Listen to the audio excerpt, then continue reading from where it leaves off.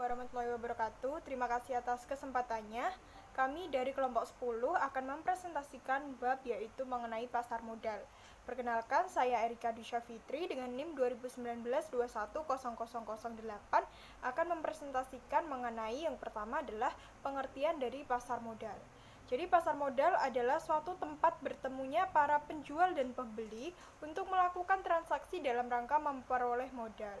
Penjual dalam pasar modal itu merupakan perusahaan yang membutuhkan modal atau biasa kita sebut dengan istilah emiten. Sehingga mereka berusaha untuk menjual efek-efek di pasar modal. Sedangkan pembeli atau investor adalah pihak yang ingin membeli modal di perusahaan yang menurut mereka menguntungkan. Investor itu dapat menjadi emiten apabila mereka merasa harga jual dari surat berharga tersebut lebih tinggi daripada harga belinya. Dengan begitu, investor akan mendapatkan keuntungan. Pasar modal ini dilakukan pada tempat tertentu, yaitu biasanya pada bursa efek. Modal yang diperdagangkan di bursa efek atau di pasar modal ini merupakan modal jangka panjang, sehingga emiten merasa diuntungkan karena masa pengembaliannya yang relatif panjang, baik bersifat kepemilikan maupun yang bersifat hutang. Fungsi dari pasar modal sendiri ada 6. Yang pertama adalah sebagai sarana penambah modal bagi usaha. Pasar modal sebagai sarana penambah modal usaha berarti perusahaan dapat memperoleh dana dengan cepat menjual saham ke pasar modal. Saham-saham ini akan dibeli oleh masyarakat umum, perusahaan-perusahaan lain, lembaga atau pemerintah. Lalu yang kedua adalah sebagai sarana pemerataan pendapat. Pasar modal sebagai sarana pemerataan pendapat artinya setelah jangka waktu tertentu, saham-saham yang telah dibeli akan memberikan dividen kepada para pemiliknya. Oleh karena itu, penjualan saham melalui pasar modal dapat dianggap sebagai sarana pemerataan pendapat. Lalu yang ketiga adalah sebagai sarana peningkatan kapasitas produksi. Artinya, dengan adanya tambahan modal yang diperoleh dari pasar modal, produktivitas perusahaan akan meningkat. Lalu yang keempat ada sebagai sarana penciptaan tenaga kerja, yang artinya keberadaan pasar modal dapat mendorong muncul dan berkembangnya industri lain yang berdampak pada terciptanya lapangan kerja baru. Lalu yang kelima adalah sebagai sarana peningkatan pendapatan negara. Artinya, setiap dividen yang dibagikan kepada para pemegang saham akan dikenakan pajak oleh pemerintah. Adanya tambahan pemasukan melalui pajak ini akan meningkatkan pendapatan negara. Lalu yang keenam, adanya sebagai indikator perekonomian negara. Artinya, aktivitas dan volume penjualan atau pembelian di pasar modal yang semakin meningkat itu memberi indikasi bahwa aktivitas bisnis berbagai perusahaan berjalan dengan baik. Begitu pula sebaliknya. Lalu, manfaat dari pasar modal sendiri bisa dilihat dari kedua sisi. Yang pertama adalah bagi emiten. Jadi bagi emiten ada 5 manfaat. Yang pertama adalah jumlah dana yang dapat dihimpun itu berjumlah besar. Lalu yang kedua, dana dapat diterima sekaligus pada saat pasar perdana selesai. Yang ketiga, tidak ada konvenan atau konvenan adalah sebuah janji atau kesepakatan yang mewajibkan pihak yang berhutang akan melakukan hal-hal yang diwajibkan oleh pemberi pinjaman. Sehingga manajemen dapat lebih bebas dan pengelolaan dana atau perusahaan. Lalu yang keempat adanya solvabilitas atau rasio keuangan yang mengukur kemampuan perusahaan untuk memenuhi semua kewajiban baik utang jangka pendek maupun utang jangka panjangnya. Perusahaan itu tinggi sehingga memperbaiki citra perusahaan. Lalu yang kelima, ketergantungan emiten terhadap bank menjadi lebih kecil. Lalu dari sisi investor ada 3 keuntungan, 3 manfaat. Yang pertama adalah nilai investasi berkembang mengikuti pertumbuhan ekonomi. Peningkatan tersebut tercermin pada meningkatnya harga saham yang mencapai capital gain. Lalu yang kedua adalah memperoleh dividen baru mereka yang memiliki atau memegang saham dan bunga yang mengembang bagi pemenang obligasi. Lalu yang ketiga adalah dapat sekaligus melakukan investasi dalam berbagai instrumen yang mengurangi risiko. Lalu kita beralih kepada instrumen pasar modal. Jadi instrumen pasar modal adalah barang atau jasa yang diperjualbelikan pada pasar modal. Instrumen pasar modal merupakan surat-surat berharga yang dapat diperjualbelikan lagi oleh pemiliknya. Jadi instrumen pasar modal terdiri dari 4. Saya akan menjelaskan yang pertama. Yang pertama adalah saham. Saham adalah sebuah bukti kepemilikan nilai sebuah perusahaan. Artinya pemilik saham adalah pemilik perusahaan. Semakin besar saham yang dimiliki, semakin besar pula kekuasaannya di perusahaan tersebut. Keuntungan yang diperoleh dari saham disebut dividen. Pembagian dividen ditentukan dalam rapat umum pemegang saham atau RUPS. Bagi perusahaan yang modalnya diperoleh dari saham merupakan modal sendiri. Dalam struktur permodalan khususnya untuk perusahaan yang berbentuk perseroan terbatas atau PT, pembagian modal saham menurut undang-undang terdiri dari 4. Yang pertama adalah modal dasar, yaitu modal pertama sekali perusahaan didirikan. Lalu yang kedua adalah modal ditempatkan, maksudnya modal yang sudah dijual dan besarnya 25% dari modal dasar. Lalu yang ketiga adalah modal store, merupakan modal yang benar-benar telah di-store, yaitu sebesar 50% dari modal yang telah ditempatkan. Lalu yang keempat, saham dalam portable, yaitu modal yang masih dalam bentuk saham yang belum dijual atau modal dasar dikurangi modal yang ditempatkan. Lalu jenis-jenis saham itu ditinjau dari beberapa aspek. Yang pertama adalah dari segi cara peralihan ada 2, saham atas unjuk dan saham atas nama. Saham atas unjuk itu saham yang tidak memiliki nama atau tidak bertuliskan nama pemilik dalam saham tersebut. Sedangkan saham atas nama itu dalam saham tertulis nama pemilik saham, dan untuk dialihkan kepada pihak lain perlu syarat dan prosedur tertentu. Lalu dari segi hak tagih ada 2, ada saham biasa dan ada saham preferen. Saham biasa untuk memperoleh dividen akan didahulukan lebih dulu kepada saham preferen. Begitu pula dengan hak terhadap harta apabila perusahaan dilikuidasi. Lalu saham preferen itu mendapat hak utama daripada saham yang biasa. Lalu yang kedua saya akan membahas mengenai obligasi. Instrumen dari pasar modal yang kedua ini merupakan instrumen utang bagi perusahaan yang hendak memperoleh modal. Keuntungan dari membeli obligasi diwujudkan dalam bentuk kupon.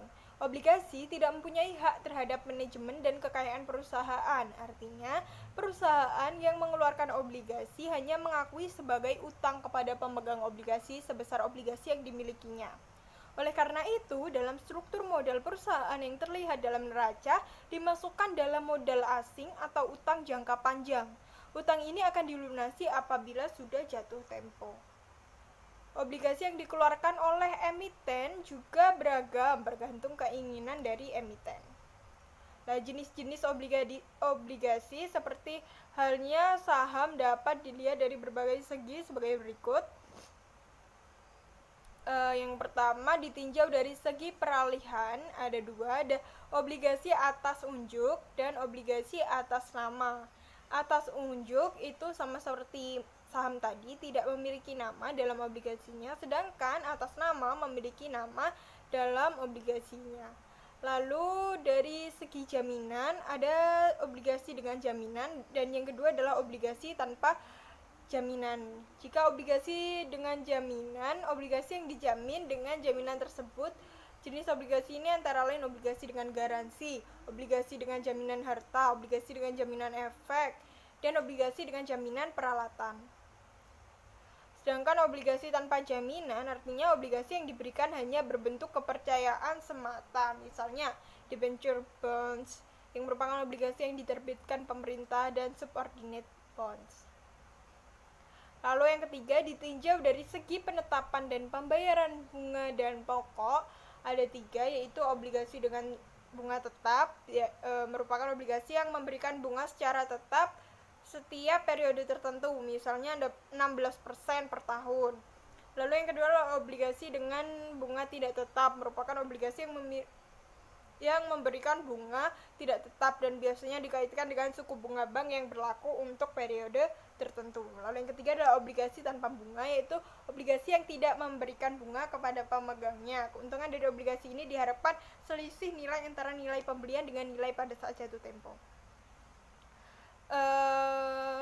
Lalu yang keempat, ditinjau dari segi penerbit ada dua, yaitu yang diterbitkan oleh pemerintah dan yang diterbitkan oleh pihak swasta. Ditinjau dari segi jatuh temponya ada tiga, yaitu obligasi jangka pendek. Biasanya waktu jatuh tempo tidak lebih dari 1 tahun. Lalu ada obligasi jangka menengah, yaitu jangka waktunya antara 1 sampai dengan 5 tahun. Dan yang terakhir adalah obligasi jangka panjang, merupakan obligasi yang memiliki jangka waktu lebih dari 5 tahun, bisa 10 tahun atau seterusnya. Demikian presentasi dari saya dan akan dilanjutkan oleh rekan saya. Terima kasih. Terima kasih atas kesempatannya. Assalamualaikum warahmatullahi wabarakatuh. Saya Dewi Magfiro dengan NIM 2019-2100009. Di sini saya akan melanjutkan presentasi dari rekan saya. Nah, saya akan menjelaskan reksadana. Reksadana adalah sekumpulan saham, obligasi, serta efek lain yang dibeli oleh sekelompok investor dan dikelola oleh sebuah perusahaan investasi yang profesional. Nah, di sini reksadana itu memiliki beberapa jenis dan karakteristik. Nah, karakteristik reksadana itu ada dua. Yang pertama, reksadana terbuka adalah reksadana yang dapat dijual kembali kepada perusahaan manajemen investasi yang menerbitkannya tanpa melalui mekanisme perdagangan di bursa efek. Harga jualnya biasanya sama dengan nilai aktiva bersihnya. Sebagian besar reksadana yang ada saat ini adalah merupakan reksadana terbuka. Nah, yang kedua, reksadana tertutup. Reksadana tertutup merupakan reksadana yang tidak dapat dijual kembali kepada perusahaan manajemen investasi yang menerbitkannya. Unit penyertaan reksadana tertutup hanya dapat dijual kembali kepada investor lain melalui mekanisme perdagangan di bursa efek. Harga jualnya juga dibatasi. Harga jualnya itu bisa dibatasi atau di bawah nilai aktiva bersihnya. Nah, derivatif.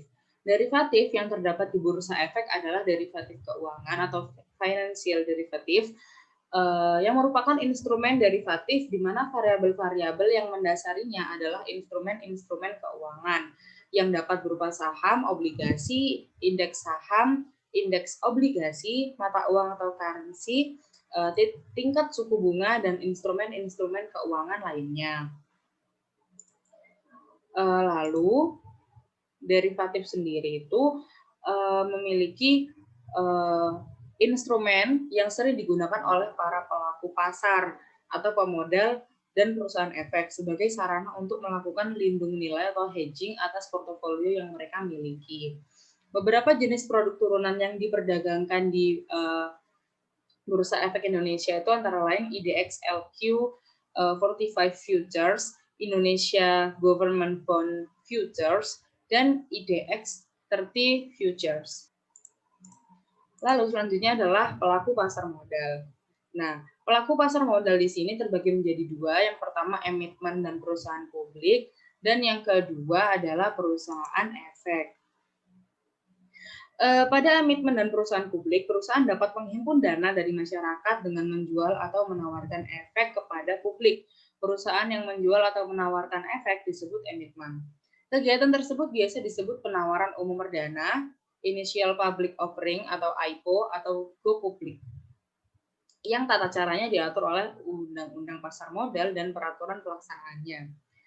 Lalu dokumen-dokumen yang dibutuhkan dalam proses IPO antara lain adalah laporan keuangan yang telah diaudit oleh akuntan publik, dokumen legal audit dan legal opinion oleh konsultan hukum, hasil penelitian aset oleh lembaga penilai, dan pendirian serta perubahan anggaran dasar, dan juga perjanjian-perjanjian yang telah dibuat oleh perusahaan. Lalu selanjutnya adalah perusahaan efek. Perusahaan efek adalah perseroan yang telah memperoleh izin usaha dari OJK dan dapat melakukan kegiatan penjamin emisi efek, perantara pedagang efek, dan atau manajer investasi serta kegiatan lain sesuai ketentuan OJK. Di sini ada tiga perusahaan efek ya yang berkecimpung di dalam pasar modal, pelaku pasar modal. Yang pertama perantara pedagang efek atau broker dealer adalah pihak yang melakukan kegiatan usaha jual beli efek untuk kepentingan sendiri atau pihak lain. Di sini ada dua macam perusahaan perantara pedagang efek, yaitu anggota bursa atau AB atau administrasi, dan yang kedua ada non anggota bursa atau non AB atau non admin. Nah, kewajiban dari pedagang efek adalah mendahulukan kepentingan nasabah sebelum melakukan transaksi untuk kepentingan sendiri. Yang kedua adalah memberikan rekomendasi kepada nasabah untuk membeli atau menjual efek, wajib memperhatikan keuangan nasabah dan maksud serta tujuan investasi dari nasabah.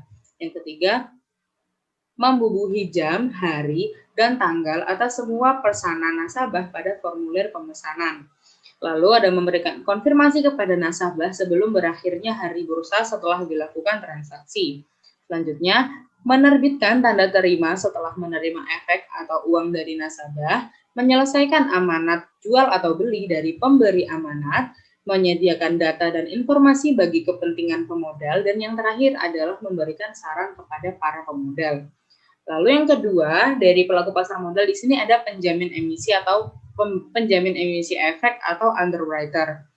Penjamin emisi efek atau underwriter adalah pihak yang membuat kontrak dengan emiten untuk melakukan penawaran umum bagi kepentingan emiten dengan atau tanpa kewajiban untuk membeli sisa efek yang tidak terjual. Di sini mereka memiliki kewajiban yaitu mematuhi semua ketentuan dalam kontrak penjaminan emisi, mengungkapkan dalam prospektus adanya hubungan afiliasi atau adanya hubungan lain yang bersifat material antara perusahaan efek dengan emiten. Dan yang terakhir, ada dua macam perjanjian penjaminan, yaitu kontrak penjaminan emisi efek yang dapat berbentuk kesanggupan penuh atau full commitment, atau kesanggupan terbaik atau best effort. Dengan kesanggupan penuh, penjamin emisi efek bertanggung jawab mengambil sisa efek yang tidak terjual. Sedangkan dengan kesanggupan terbaik, penjamin emisi efek tidak bertanggung jawab terhadap sisa efek yang tidak terjual, tetapi berusaha dengan sebaik-baiknya untuk menjualkan efek emiten. Dan yang terakhir, di pelaku pasar modal ada manajer investasi atau investment manager. Adalah pihak yang kegiatan usahanya mengelola portofolio efek untuk para nasabah atau mengelola portofolio investasi kolektif untuk sekelompok nasabah, kecuali perusahaan asuransi, dana pensiun, dan bank yang melakukan sendiri kegiatan usahanya berdasarkan undang-undang yang berlaku. Manajer investasi memiliki tugas antara lain mengadakan riset atas efek, menganalisa kelayakan investasi, mengelola portofolio efek atas kepentingan nasabah, dan mengelola reksadana. Jadi, sekian presentasi dari saya. Selanjutnya akan dibawakan oleh rekan saya. Apabila ada salah kata, saya mohon maaf. Wassalamualaikum warahmatullahi wabarakatuh. Terima kasih.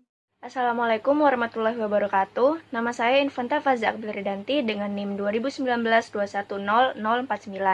Di sini saya akan melanjutkan presentasi dari rekan saya yang sebelumnya, dan saya akan membahas lebih lanjut mengenai lembaga-lembaga yang terlibat di dalam pasar modal.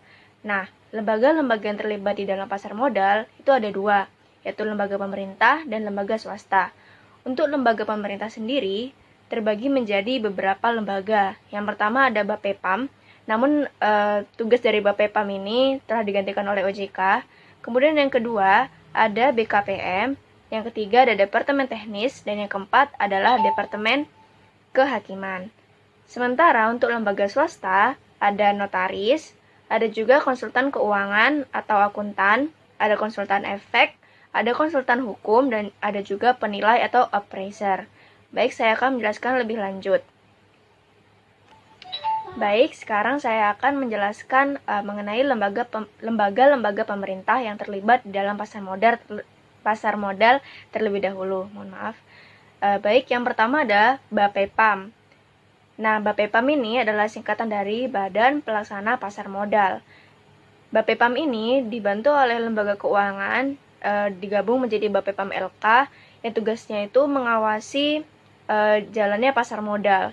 Namun, sekarang sejak adanya pemberlakuan Undang-Undang Nomor 21 Tahun 2011, ada poin yang menyebutkan bahwa kegiatan jasa keuangan di sektor pasar modal itu dipegang oleh OJK atau Otoritas Jasa Keuangan. Jadi Bapepam LK ini sudah tidak lagi bertugas mengawasi pasar modal, tapi sudah dialihkan ke OJK. Jadi peran OJK dalam pengawasan pasar modal sekarang ini adalah untuk melakukan pembinaan, melakukan pengaturan, melakukan pengawasan terhadap kegiatan yang terjadi di pasar modal. Seperti itu. Baik, selanjutnya lembaga pemerintah yang kedua adalah BKPM atau disebut juga dengan Badan Koordinasi Penanaman Modal. Nah, BKPM ini tugasnya untuk melakukan koordinasi kebijakan dan juga koordinasi pelayanan mengenai penanaman modal, dan tentunya harus berdasarkan dengan peraturan perundang-undangan yang ada. Jadi BKPM ini semacam lembaga pemerintah tapi non-kementerian, seperti itu. Baik, lembaga pemerintah yang ketiga adalah Departemen Teknis. Nah, Departemen Teknis ini dapat memberikan sebuah izin usaha. Nah, izin usahanya ini tergantung bidang masing-masing usaha. Dan masing-masing bidang usaha ini, perizinannya itu akan dikeluarkan oleh departemen atau lembaga yang membawahinya. Contohnya, misalkan ada yang ingin membuka ada yang butuh perizinan usaha di bidang keuangan. Nah, departemen yang mengeluarkan perizinan itu adalah Departemen Keuangan, tentunya melalui Bank Indonesia atau BI. Contohnya lagi misalnya perizinan usaha di bidang pertanian dan perkebunan atau peternakan. Nah, yang mengeluarkan departemennya itu adalah Departemen Pertanian, seperti itu. Baik, selanjutnya lembaga yang keempat adalah Departemen Kehakiman. Nah, Departemen Kehakiman di dalam pasar modal ini juga tak kalah pentingnya, karena tugas dari Departemen Kehakiman adalah mengesahkan anggaran dasar dari sebuah perusahaan. Nah, tentunya dalam mengesahkan anggaran ini, ada beberapa hal yang perlu diperhatikan. Contohnya seperti jumlah modal yang di-store itu berapa, kemudian jumlah modal dan komposisinya itu seperti apa, pelaksanaan RUPS atau rapat umum pemegang sahamnya itu seperti apa, dan lain-lain seperti itu. Baik, selain lembaga pemerintah, ada juga lembaga swasta yang terlibat di dalam pasar modal. Nah, lembaga swasta ini juga tak kalah pentingnya, dan contoh yang pertama dari lembaga swasta yang terlibat di dalam pasar modal adalah notaris. Nah, seperti yang kita tahu, apabila ada pihak yang ingin menerbitkan saham atau obligasinya di dalam pasar modal, itu harus mengajukan dulu ya dalam RUPS atau Rapat Umum Pemegang Saham. Nah, hasil atau yang akan dibicarakan di dalam RUPS atau Rapat Umum Pemegang Saham ini harus dicatat dan disahkan oleh seorang notaris. Nah, kurang lebih apa saja yang disahkan oleh notaris itu seperti berita acara RUPS. Kemudian ada juga perubahan anggaran. Itu harus diteliti dan disahkan juga oleh notaris. Kemudian yang ketiga ada penyusunan setiap keputusan hasil RUPS. Kemudian yang terakhir adalah penelitian keabsahan yang berkaitan dengan penyelenggaraan RUPS. Contohnya seperti keabsahan persiapan RUPS dan juga keabsahan para pemegang saham, seperti itu. Jadi notaris di sini sangat penting adanya. Nah, kemudian lembaga swasta yang terlibat di dalam pasar modal yang kedua adalah konsultan keuangan. Nah, konsultan keuangan ini bisa disebut juga dengan akuntan. Jadi, akuntan ini dibutuhkan untuk melakukan penilaian atau juga penentuan kelayakan terhadap laporan keuangan seperti neraca, laporan perubahan modal emiten, dan juga laporan laba rugi. Nah, setelah dilakukan penilaian, nanti akan dilakukan pemberian pendapat. Nah, jenis pendapat itu ada 4. Ada yang pendapat wajar tanpa syarat, ada pendapat kualifikasi, ada pendapat yang tidak setuju, dan ada juga pendapat menolak. Nah, untuk pendapat yang bagus itu adalah pendapat yang wajar tanpa syarat. Jadi, pendapat wajar tanpa syarat ini dikeluarkan apabila sebuah laporan keuangan itu disusun sesuai dengan prinsip-prinsip akuntansi Indonesia atau disingkat dengan PAI, yang laporan keuangan tersebut itu tidak ada sama sekali kecacatan atau kekurangan, seperti itu. Oke, lembaga swasta yang selanjutnya adalah konsultan hukum. Nah, konsultan hukum ini sangat penting karena tugasnya adalah memberikan pernyataan-pernyataan tentang keabsahan dokumen-dokumen yang telah diajukan. Jadi, si konsultan hukum ini harus meneliti secara sungguh-sungguh atas dokumen-dokumen yang dipersyaratkan. Nah, ada pun beberapa dokumen, maksud saya harus mendapatkan penelitian dan pernyataan dari konsultan hukum itu harus meliputi seperti penilaian izin usaha, kemudian status dari kepemilikan aktiva perusahaan, perjanjian yang telah dibuat dengan pihak ketiga, dan lain-lain. Baik, lembaga yang selanjutnya adalah penilai atau appraiser. Jadi penilai atau appraiser ini adalah pihak yang memberikan penilaian atas aset perusahaan yang terdaftar di Otoritas Jasa Keuangan.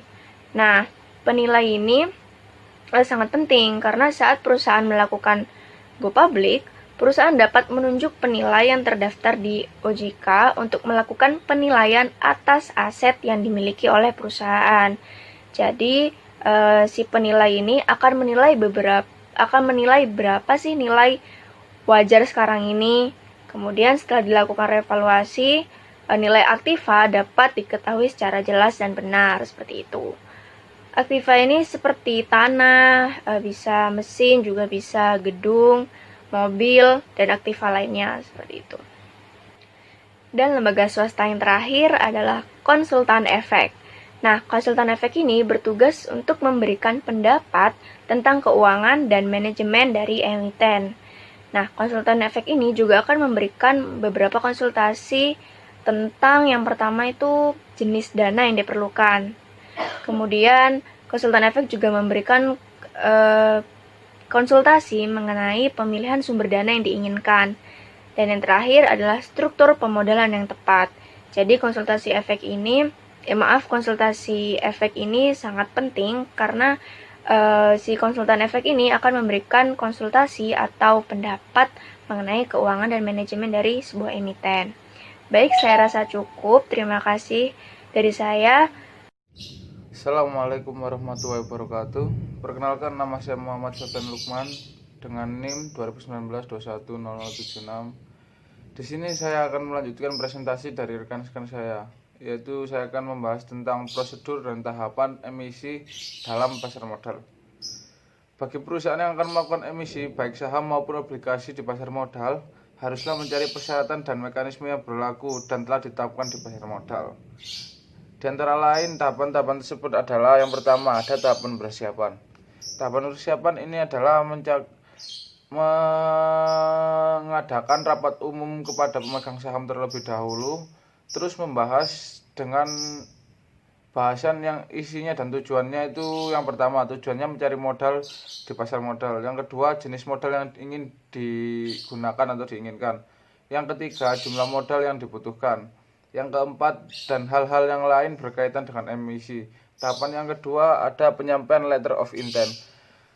Letter of intent ini adalah setelah hasil rapat yang disetujui dalam RUPS atau rapat umum pemegang saham dituangkan dalam surat, kemudian diajukan ke Bapepam sebagai wujud hendak menerbitkan imbas di pasar modal. Penyampaian letter of intent mencakup pernyataan untuk emisi, jenis efek, nominal efek, waktu emisi, tujuan dan penggunaan dana emisi, data-data mengenai perusahaan, nama dan alamat yang menjadi relasi notaris, akuntan, dan penasihat hukum. Yang ketiga adalah penyampaian pernyataan pendaftaran. Langkah selanjutnya sehabis penyampaian letter of intent ialah penyampaian pernyataan pendaftaran. Penyampaian pernyataan registrasi menurut informasi antara lain itu ada yang pertama, data ihwal administrasi dan komisaris. Yang kedua, data ihwal struktur modal. Yang ketiga, kegiatan perjuangan emiten. Yang keempat, rencana emisi. Yang kelima, penjamin pelaksana emisi. Tahapan yang keempat adalah evaluasi oleh Bapepam. Kemudian apabila seluruh dokumen yang dipersyaratkan telah disetujui atau terpenuhi, maka Bapepam akan melaksanakan penilaian terhadap dokumen-dokumen yang telah disampaikan. Penilaian oleh Bapepam mencakup kelengkapan dokumennya. Kelengkapan dokumen harus ada dan dikatakan lengkap antara lain mencakup anggaran data perusahaan, laporan keuangan. Yang ketiga, jenis surat-surat perjanjian yang telah dibentuk. Yang keempat, surat pendapat dan dari segi hukum. Yang kelima, laporan dari perusahaan penilai. Yang keenam, jadwal waktu emisi dan penjamin emisi. Yang ketujuh, laporan hasil penilaian yang dilaksanakan oleh penjamin emisi. Yang kedelapan, surat pernyataan dari akuntan atau comfort letter. Yang kesembilan, surat pernyataan dari manajemen. Yang kesepuluh, draft prospektus. Kemudian BPPM akan melakukan penelaan terhadap seluruh dokumen yang telah diajukan. Tujuannya ialah untuk melihat kesesuaian yang ada di masing-masing dokumen. Penelaan dokumen ini mencakup antara lain terhadap laporan keuangan, terhadap laporan comfort letter. Kemudian yang ketiga, terhadap seluruh bentuk dan isi dokumen lainnya. Yang terakhir, adapun dengan pendapat terbuka, semua persyaratan telah dilengkapi oleh perusahaan yang hendak melaksanakan emisi, maka langkah selanjutnya ialah mengadakan debat terbuka. Debat terbuka diikuti oleh yang pertama BPPM, perusahaan yang bersangkutan, yang kedua, yang ketiga, serta lembaga-lembaga terkait lainnya, seperti notariis, komisaris, dan lembaga-lembaga hukum lainnya. Tujuan debat terbuka ialah untuk mendapat info pribadi dari pihak yang hendak melaksanakan emisi di dalam pasar modal. Demikianlah klarifikasi mengenai prosedur dan tahapan emisi di pasar modal. Semoga pesan-pesan ini bermanfaat. Terima kasih. Assalamualaikum warahmatullahi wabarakatuh.